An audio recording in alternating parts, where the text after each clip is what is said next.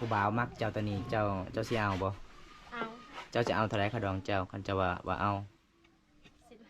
15 ล้านเอหลีบ่น้องเอ้ยเจ้าบ่ตัวบ่บ่อ๋อสมมุติว่าอีพ่อเจ้าอยากได้20ล้านเด้ทางฝ่ายเจ้าบ่าวมีแต่15ล้านนี่เจ้าก็เอาได้บ่เอาได้คันนี้พ่อบ่ให้เอาเด้เจ้าก็ไปสู่ผู้บ่าวเลยปกติเขาดองคนอื่น30ล้านมาเมื่อนี้มาเยี่ยมมายามน้องเมื่อนี้15ล้านก็ได้ทุกคนเลยคันสมมุติว่ามีผู้บ่าวรูปบ่าวไทยบ่าวลาวนี่เอาได้เบิดบ่เอาได้ถ้ามีคนมักเนาะค่าดองเจ้าเท่าไหร่15โดย15อ๋อสมมุติว่ามีผู้บ่าวมักเจ้านี่15ล้านก็เมื่อนำได้เลยค่างัวค่าควายบ่มีบ่เนาะบ่มีคำนี่มีบ่ค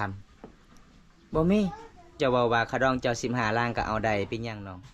เพราะว่าอยู่เฮือนเฮาเป็นหยังทุกอย่างบ่อ๋อบ่มีข้าวกินแล้วก็เกลือปิ้งนัวก็ประมาณส่ำนี้เนาะอ๋อ10 ล้าน10ล้านอ๋ออายุ15ปีก็เคยบอกเขาเจ้าเอาผัวแถวนี้เคยมีห่างกันหลายบ่บ้านเจ้ามี FC คนหนึงบอกว่าคันถ้าเจ้าเอาผู้บ่าวอายุน้อยนี่เดียวเขาเจ้าปะได้เจ้าได้เจ้าจะเอาอายุรุ่นใหญ่บ่มักบ่มาโอ้แม่เฒ่าอายุจักปีเลยแม่เฒ่าอายุภายใน40ปี45ปีโอ้พี่น้องเอ้ยแต่ลูกสาวก็ใหญ่ซ้ำแม่เนาะ ลูกสาว15ปีอีแม่45ปีชาย3ลูก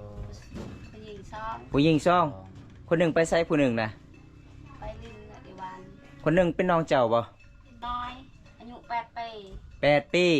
ลูกผู้หญิงโดยชาย2คนอายุ12ปี12ปี2คน 2คนน่ะ12ปีเลยเกิดพร้อมกันเป็นพระแพรกบ่แม่นบ่ซะไป บ่แม่นเดือนนี้มัน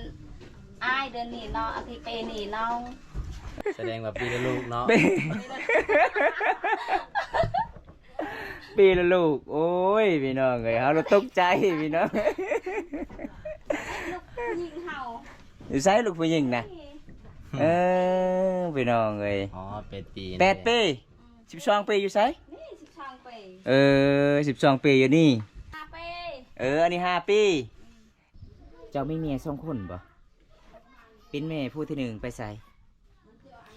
เสียแล้ว เสร็จแล้วหลังจากนั้นอีฟอของน้องนี่เอาเมียไหม